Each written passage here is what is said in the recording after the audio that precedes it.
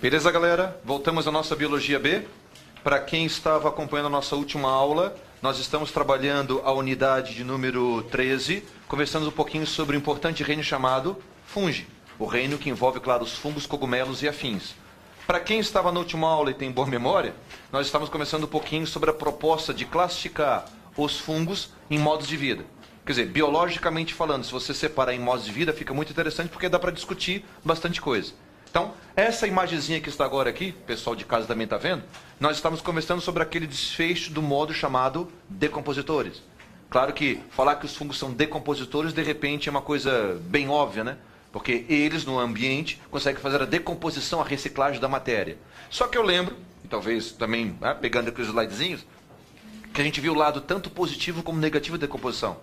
O lado positivo, claro, quando você fala da reciclagem da matéria. Mas, de repente, o lado negativo, quando aquele alimento que não foi perfeitamente acondicionado, guardadinho, sob refrigeração, ele acaba estragando. Então, no finalzinho da aula passada, o bate-papo em cima de quem? Um famoso alimento que, esporadicamente, acontece de você esquecer ele guardadinho no armário, quando você vai pegar aquela fatiazinha do pão, não deu mais. O funguinho chegou antes. E quanto mais tempo esse pãozinho ficar no armário, mais difícil vai ser você de dar aquela limpezinha básica, né, e conseguir comer. Eu digo limpezinha básica porque, de repente, a fome está tão grande, a única coisa que tinha no armário era o pão. Se tem, claro, um bolorzinho ali no cantinho, né, tá aparecendo só aquela manchinha verdinha do lado, você vai lá com a faca, tira aquele pedacinho, come o pão, não vai morrer por causa daquilo. Agora, tu imagina aquela fatia toda preta, bolorzinha de toda.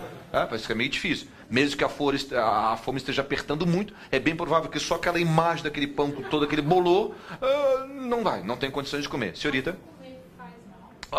Pessoal que não escutou. Caso de comer faz mal. Por isso o meu comentário. É claro que se você for ali e te dar uma fatiazinha que está só a manchinha ali, sem problema. Mas de repente eu resolvi fazer um teste comigo mesmo e resolvi comer aquele pão com bolor todo. Aí só tem que lembrar que alguns funguinhos, infelizmente, eles têm toxinas. Vem um pouquinho para frente. Então, de repente, a tua perguntinha é importante, se alguns funguinhos podem fazer mal, podem sim. E de repente, o slidezinho que vem mais para frente, de repente justifica. Então, na sequência, se o número 1, tá certo isso? Se o número 1 foram os fungos decompositores, reciclagem da matéria, nós infelizmente temos funguinhos parasitas. Nomezinho legal. Se um ser é parasita, é porque ele é dependente de um outro ser que você chama de hospedeiro. Legal essas duas palavrinhas? Geralmente quando a gente fala de doença é assim a brincadeira, né? De um lado tem o agente causador, o parasita. Do outro lado tem os hospedeiros, aquele que, entre aspas, vai sofrer ou vai hospedar esse agente infeccioso. A palavrinha que está do lado, na boa, quer dizer, na boa. Porque geralmente quando você fala doenças provocadas por fungos, todo mundo conhece com o termo micose. Eu já tive micose na pele. Uma vez apareceu a micose lá no meio do dedão do pé. É claro que dependendo do lugar do teu corpo, o que pode acontecer? Um nomezinho um pouquinho mais específico, nem que seja um nomezinho popular. Esse, por exemplo, que está aqui, acho que dá para ver aqui na figurinha, né? No meio do dedão do pé, é conhecido popularmente com o nome de frieira, pé de atleta. Na boa? Tem pessoas que quando aparece manchinhas no corpo, no pé, no braço, na perna, falam impinge, pano branco. Que são o quê? Esses funguinhos crescendo sobre a pele. Certo? Muitas vezes esse tipo de parasitismo e contaminação ocorre porque você, de repente, foi tomar um banho e não devia. Essas manchinhas que aparecem na pele aqui no braço, na perna, geralmente é num local não apropriado, aquela água estava contaminada. Já no caso aqui do pezinho, seria uma outra situação muito interessante, né? Concorda comigo que ali no meio do dedinho do teu pé é um local muito interessante para ele crescer? Úmido, quentinho, tem comida. Comida, no caso, a pelezinha que você vai descamando. Agora, tu imagina aquele indivíduo que, por exemplo, transpira muito no pé e não tem o hábito de trocar a meia e o calçado todos os dias. Entendeu? É aquele que, de repente, deixa aquela meiazinha parada, quando ele vai calçar, a meia já está em pé. Ele só vai e calça assim a meiazinha ao pé. A meia já está fazendo a posição direitinha, né? Então, imagina o local muito propício para os funguinhos crescer. Tudo bem essas duas imagens? Eu não coloquei no cantinho porque eu vou dar uma clicadinha só para... Tudo bem daquela famosa micose que é DST? Tudo bem DST, né? Doença sexualmente transmissível. Tudo bem quando eu era menor, mais jovem? Lembra aquela vez que você quis beijar ela ou ele, né, dependendo do sexo, você foi beijar ele assim pra ti. Não. Beijinho na boca não, porque dá sapinho. Já escutou isso, né? O sapinho é um tipo de funguinho, e olha só que lindo. Tu teria coragem de beijar a boca desse cara, aquele beijo maravilhoso de língua? É meio difícil, né? Essas manchas branquinhas que estão aparecendo lá são o quê? A tal da candidíase. Agora a gente botou um nome bonito. Candidíase, certo? O popular sapinho. Tudo bem porque aquele símbolozinho ali, ó, masculino e feminino? Porque essa doença é transmitida sim sexualmente. Meu Deus, professor, onde é que ele botou essa língua? Nem te conto. Mas claro que você pode encontrar eventualmente que imagens de criança com candidíase na boca. Então não vai pensar besteira. Meu Deus, aquele carinha de 3 anos já está com... Não, pera, calma. Na verdade, o que pode acontecer? Transmissão, de repente, através do quê? De um objeto contaminado. Então a cândida pode sim aparecer numa criança, 4, 5 aninhos, na língua, céu da boca, como a gente fala no palato, aquela manchinha branca. Mas geralmente quando você fala de candidíase, principalmente nas mulheres, né? Só não entendi por que mulheres. Para e pensa, né? Com certeza. Por que é melhor o funguinho crescer na mulher do que no homem? Só não entendi melhor em que aspecto. Pensa, né? O canal da vagina não é quentinho? Acho que nós devia pensar sexta-feira, né? Perguntar logo isso, né? É quentinho o canal da vagina? Molhadinho? Ui. Tem muco, secreção que é liberada que pode alimentar esse funguinho? Sim. Só então quer dizer que toda mulher tem? Não. Aí tu tens que pensar um pouquinho que tem uma relação estreita com a higiene pessoal dessa mulher. Certo? O funguinho não vai crescer assim ao bel prazer. Ok? Muito bem. Então vamos um pouquinho para frente. Terceiro modo de vida. Terceiro modo de vida, chamados fungos predadores. Me diz uma coisa, não aparece um tanto quanto estranha essa palavra por um fungo? Porque geralmente quando você vê predador, o que tu lembra? Daqueles documentários da televisão? Aquele predador, aquele bicho forte, veloz, né? Correndo atrás da presa para poder pegar e comer. Tem gente que às vezes não entende essa relação de predacilo, né? Olha aquela imagem da televisão, que bicho malvado, quer pegar o outro para matar e comer. Faz parte. Relação predador-presa, tu não faz isso todo dia? Mas eu não mato. Mas tu comeu. Então tá aqui, ó. Esse exemplo é muito interessante, por quê? Por que é um exemplo interessante? Tu não vais abrir a janela do teu quarto e ver o cogumelo saindo por aí. Certo? Negativo. Ele é um animal, ele é um organismo fixo, céssio. Qual é a estratégia que esse funguinho usa? Que interessante. Aqui aparece micrografia, porque isso aqui é coisa pequenininha no solo, não visível olho nu, de um nematóide. O que é esse nematóide? Um famoso nematóide que tu conhece muito bem porque está na tua barriga, é a lombriga. Nunca ouvi falar de lombriga. Já, não, você vai dizer na minha barriga, não estou brincando. A lombriga é um parasita desse grupo chamado nematóide, bastante conhecido, principalmente em crianças. Capturado pelo fungo predador. Então, a figurinha mostra o verme, olha que bonitão aqui, ó. Esse é o verme, o nematóide.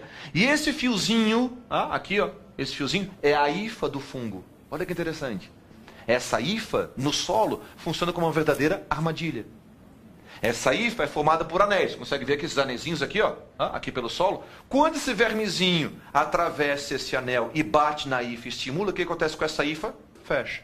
Quando fecha, aprisiona o verme.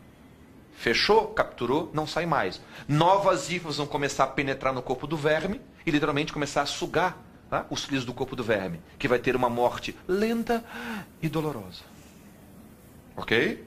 Então, tu viu que é interessante? É um predador, mas não precisa ir correndo atrás da presa. Eu monto uma armadilha e deixo a presa cair na minha armadilha.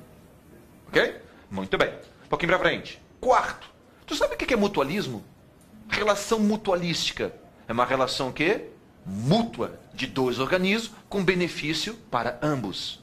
Olha que interessante o exemplo. Já tinha visto isso? Um fungo se associar com outro ser, formando uma associação mutualística? O de cima, bem famoso, acho eu. O tal dos líquens, ou líquenes. Ok? Pode aparecer líquenes.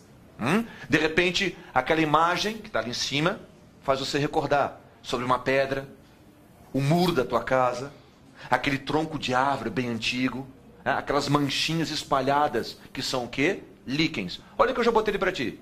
O líquen é considerado o quê? Uma associação entre fungo e alga. Lembra que alga a gente já revisou, já conversou um pouquinho sobre elas? As algas são seres o quê? Fotossintetizantes. Então, qual seria a vantagem? O benefício dessa relação é para ambos.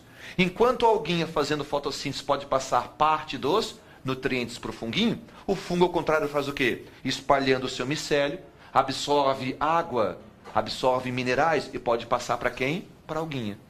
Crescendo junto, certo? Eles conseguem habitar certos locais que, separados, isolados, dificilmente ia sobreviver. Dentro da ecologia, tu vai ver isso depois, que os líquens são considerados bons indicativos da qualidade ambiental. Certo? Locais onde tem líquido significa que a qualidade do ar daquele local é saudável. Tá? Porque são bastante sensíveis à qualidade do ar. Onde a qualidade do ar não é boa, não existe o líquen. E embaixo, eu sei que a figurinha não está tão grande assim, né? Mas ele colocou a palavrinha aqui, ó. O que são micorrizas? Mico, fungo. Risas, raízes. Ok? Então agora tem a associação de quem? De fungo mais planta. Só não é a mesma coisa? Não, não. Planta é planta, alga é alga. Inclusive, essa foto aqui é interessante, tem aluno que pergunta para mim, aí tem Photoshop, né? Não. Você tem o tronco de algumas árvores, e olha só que bonitinho aqui de vermelhinha, tá? Alguns cogumelozinhos. Dá até a impressão que alguém foi lá e plantou naquele lugarzinho. Não, não tem nada de plantar. O que está acontecendo ali? Uma relação também mutualística. Se fizesse um corte, né, naquele solo, né, um corte para poder dar uma olhadinha lá para baixo, eu ia perceber uma coisa muito interessante. Eu teria a ligação emaranhado das raízes dessa planta com o micélio desse fungo. Como aqui está ligado o fungo com a alga, aqui está ligado o fungo com a planta. E sabe-se hoje que o grupo das angiospermas, falei difícil? Aquele grupo mais numeroso e abundante hoje de plantas, chamadas plantas frutíferas, cerca de 80% desse grupo chamado angiospermas apresenta algum tipo de associação com fungo, tornando um benefício.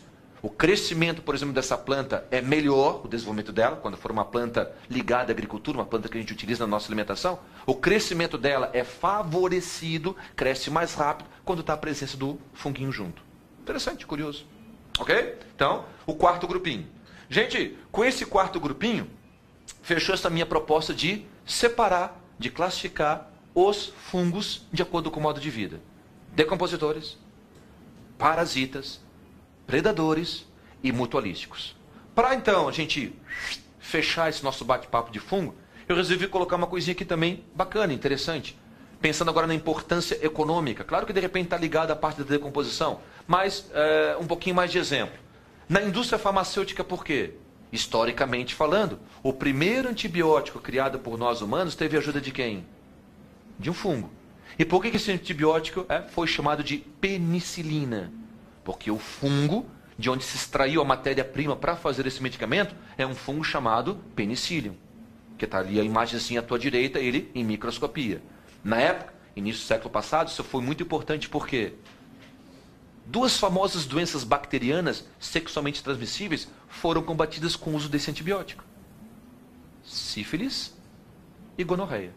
Duas doenças importantíssimas, de origem bacteriana, utilizada por antibiótico. Lembra disso? Quando fora de antibiótico, é uma classe de medicamentos para combater o quê? Bactéria. Não adianta querer utilizar antibiótico para combater doença viral. Para vírus, antibióticos, não faz nada. É para bactéria. Queira mais? Bom, do lado farmacêutico ainda. Lado positivo, tu lembra o quê? Medicamentos, remédios. Mas eu também podia pensar o lado negativo. Porque a indústria farmacêutica também pode extrair de alguns fungos a parte de alucinógenos, de drogas, causa dependência. Então, olha ali um cantinho. Fungos alucinógenos. Eu não sei se tu já leu alguma coisa a respeito, uma droga muito famosa, década de 60, 70, o tal do LSD. Aquelas festonas que os caras faziam, ficar tudo muito doido. Utilizava o quê? A substância química extraída desse funguinho que está ali na imagem.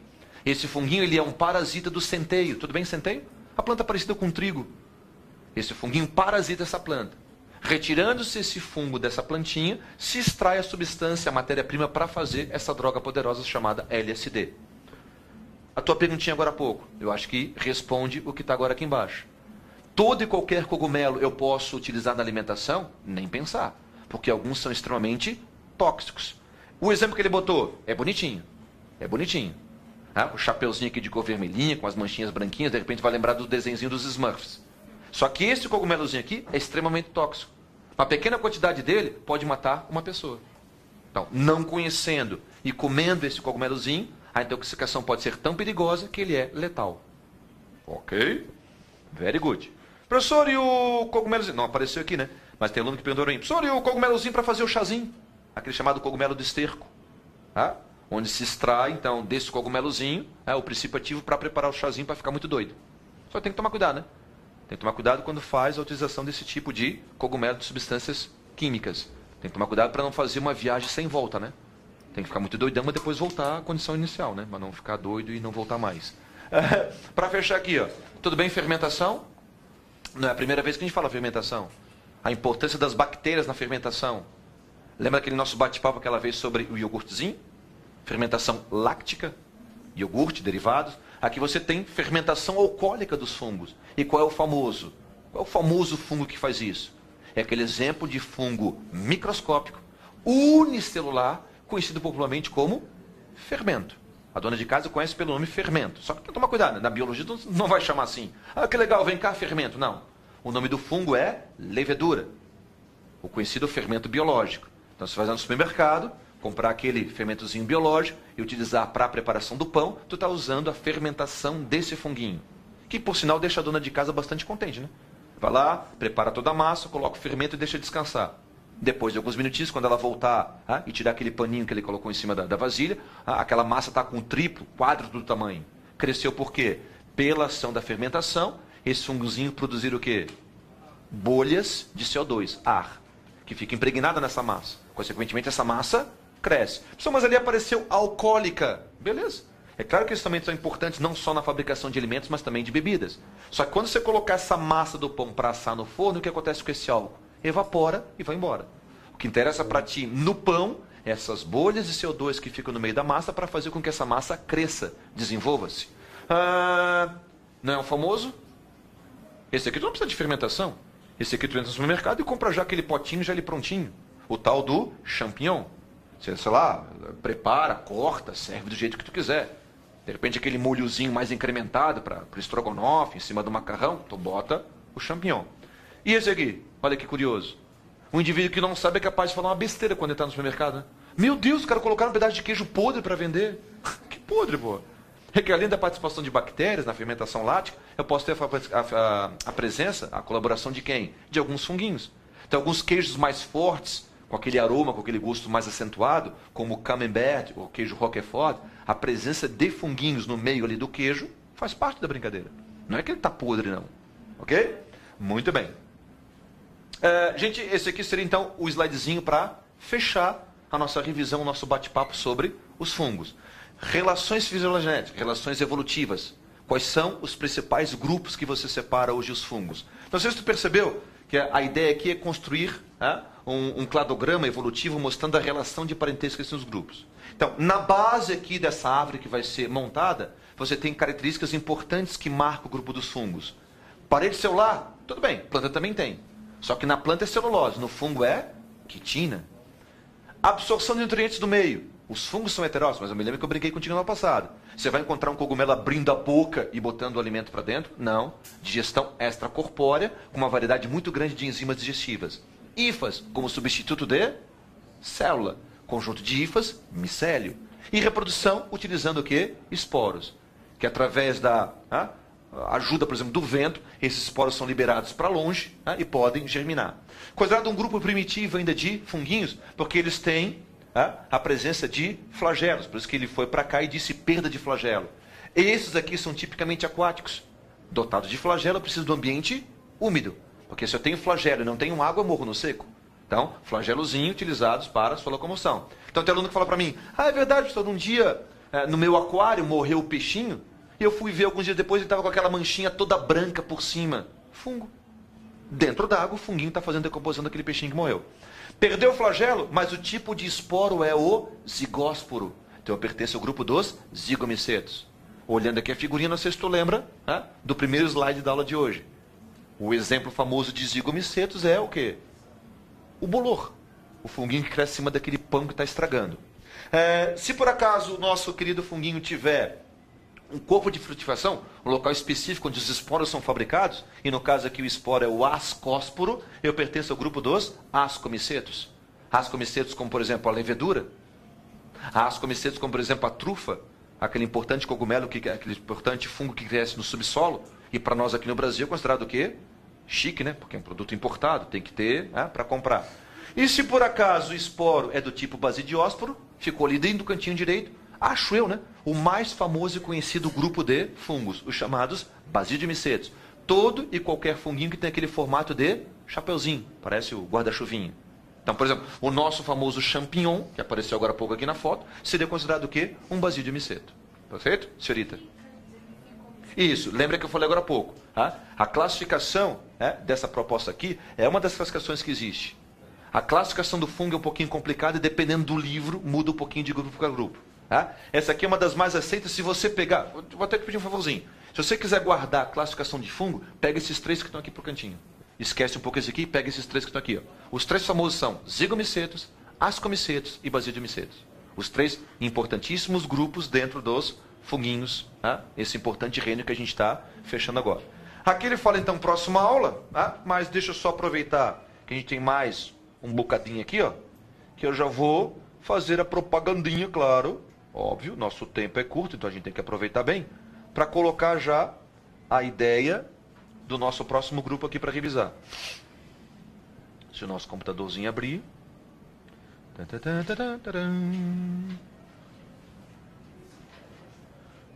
Vamos lá, meu amigo. Ok, show de bola. Então tá aqui, ó. Certo? Por enquanto a gente vai dar uma forguinha, vamos dizer assim, num outro reino bastante importante, claro, que é a botânica, o reino vegetal, as plantas. Pegando a sequência para quem está acompanhando comigo na apostila da frente B, da Biologia B, ele vai fazer primeiro um comentário sobre o reino metazoa, o reino animal. Esse reino, claro que de repente desperta mais a sua curiosidade, por qual motivo? Nós humanos pertencemos a esse reino. Os grupos anteriores, tá? Tem outras importâncias, mas de repente não tem uma ligação tão grande porque a gente não faz parte daqueles reinos. Mas quando eu pego o famoso e importante reino metazoa, o animal. Então, só para fechar aqui, ó, são organismos pluricelulares, são organismos heterotróficos e são organismos eucariontes. A nossa importante e famosa tabela de classificação. Não estou colocando nada de novo. Só estou te lembrando que para ser considerado um animal, eu tenho que estar enquadrado nessas três categorias. Beleza? A figurinha te dá uma pequena ideia da diversidade. Eu vou fazer uma coisinha para fechar a aula de hoje, então. Quais são os grupos que o vestibular pede dentro do reino animal para você revisar? Uau!